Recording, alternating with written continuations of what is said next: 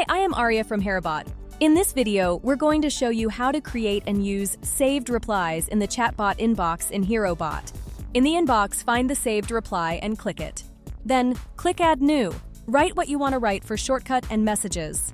Once done, click Save.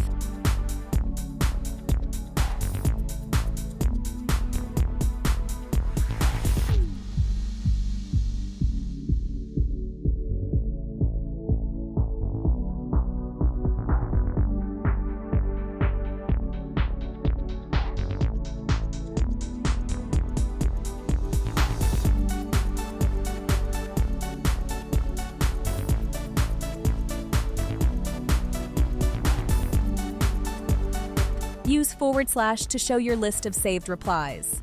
There you have it. You have just learned how to create and use saved replies in the inbox. Thank you so much for watching this video. Be sure to subscribe and click the bell icon to stay updated with our latest videos. See you in the next video.